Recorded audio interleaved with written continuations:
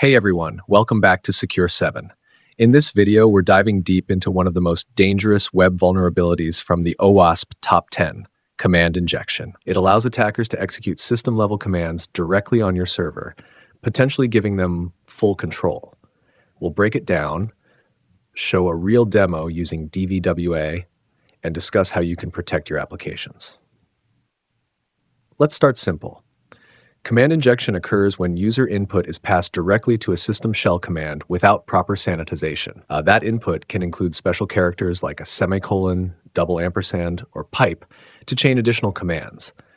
For example, suppose a web app lets you ping an IP address entered by a user. If it just appends the user's input to a system command, an attacker can sneak in extra commands.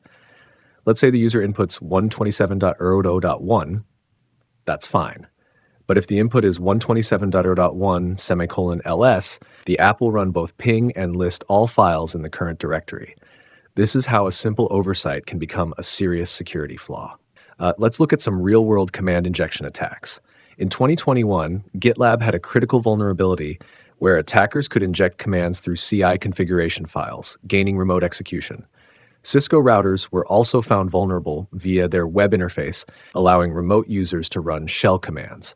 Trend Micro's Apex Central product had a flaw that let attackers gain root access using malicious API calls. These are high-profile examples, proving command injection is not just theory, it's exploited in the wild. Let's move to a demo using DVWA, the Damn Vulnerable Web App. After logging in, we'll set the security level to low, then navigate to the command injection section. First, we enter 127.0.1. The page executes a ping command on that IP.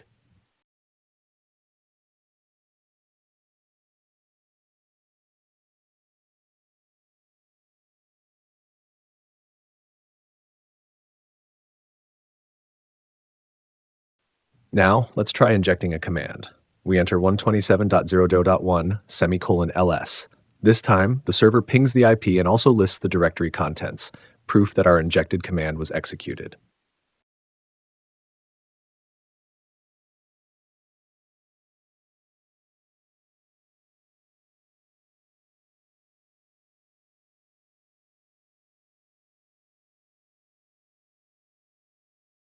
If you're using Windows, you can try double ampersand followed by DR instead. This shows how dangerous it is when inputs go unchecked. Now let's explore how attackers take things further. By injecting a reverse shell command, the attacker can make the server call back to their system and open a remote session. For example, on Linux, a simple bash one-liner connects back to the attacker's IP and port. Once the connection is made, the attacker has a terminal with access to the server's file system and potentially even root privileges. This turns a small form input into a full server compromise. Terrifying, right?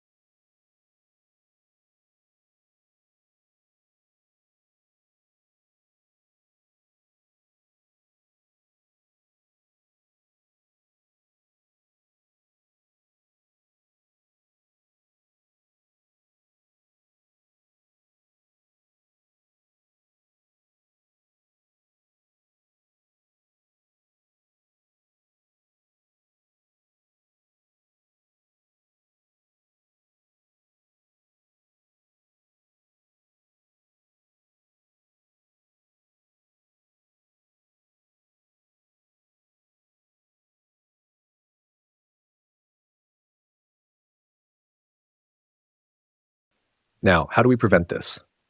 First, avoid using system commands whenever possible. Use safer built-in functions or libraries to handle operations. Second, always validate and sanitize user input.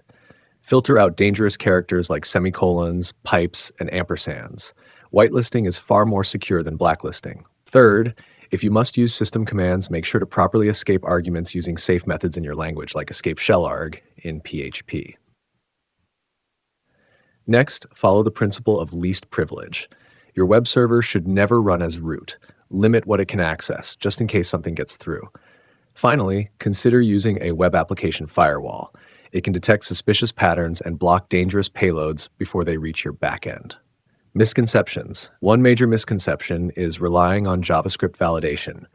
Client-side validation can be bypassed easily using tools like Burp Suite or curl.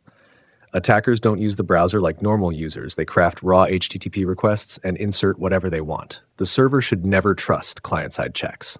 Let's recap. Command injection is when an attacker can make your server execute OS-level commands.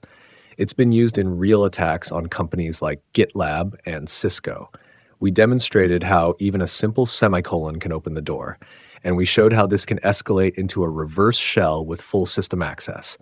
But with proper validation, secure coding practices, and system hardening, you can prevent it. If you found this valuable, hit like, subscribe to Secure 7, and check out our full Ethical Hacking Basic course. Stay curious, stay secure, and keep hacking the right way.